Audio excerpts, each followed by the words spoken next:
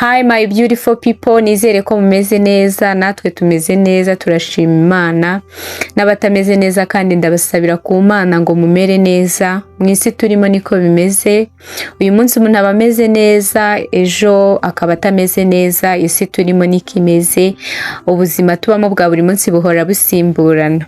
Bahaye ikaze rero mwese abankurikirana muri mu gihugu cyacu cy'u Rwanda ndetse n'abari muri Afrika, abari mu Burundi, abari muri Kenya, abari muri Tanzania, abari muri Afrika muri rusange, mbahaye ikaze ndetse nawe unkurikirana uri bwota amasimbi ku migabane itandukanye za Amerika, Uburayi, Aziya, mwese mbahaye ikaze.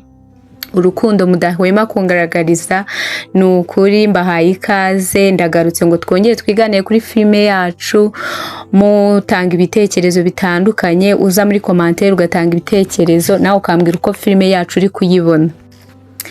Aka kanya rero ndagarutse ngo tuganire kuri filme yacu Umusore w'Umumillionaire wemeye gusiga ibyo byose akemera kujya gukora akazi ko mu rugo kubw'urukundo yakunze umukobwa Alisa. Ndagarutse ngo twiganire kuri filme yacu nziza iryoheye amaso, iryoheye amatwi kuyumva, nawe umbwira uko uyibona, nawe umbwira aho ugejeje uyireba uko bihagaze. Aka kanya rero Gihozo akaba atashye abwira Alisa ati nkubonye nari ngukeneye, hari ikintu nashakaga kukubwira. Ati ngire gutya mbone Shalom araje mu kazi n'ibikabyo byinshi atubwira ngo ubu niwe boss wacu, timbese twatunguwe, twagwiye igihumure, tariko amahirwe nta muntu numwe yirukanye, ubu twese turi mu kazi ariko nyine byaducanze. Hahandi Gihozo yanabajije Shalom ati se boss wacu ubundi ari hehe? Shalom ati ntago nshinzwe kumenya aho boss wanyu yagiye. Alisa nawe aramusubiza ati rwose ndabizi, narimbizi ko Shalom rwose ari bukora ibyo bintu. Ati nubundi se ninde wari kuba boss wiriya company? Ngayo nguko rwose.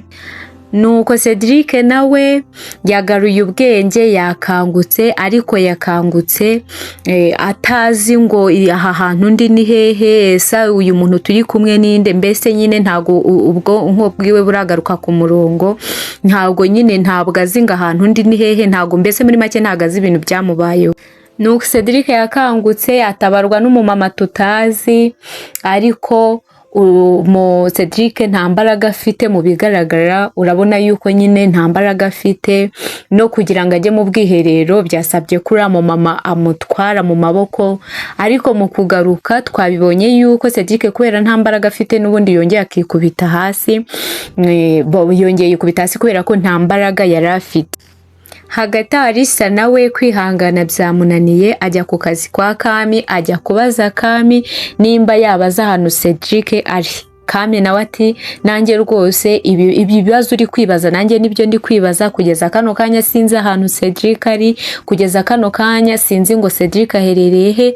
Ati kubera ko yagukundaga cyane nari nzi yuko wowe wakabaye uza ahantu ari. Ngayo nguko ubu ngubu turi kwibaza ese Cedric namara kongera kugarura imbaraga cyangwa namara kongera kugarura ubwenge azajya gusaba imbabazi Alice? Ngayo nguko.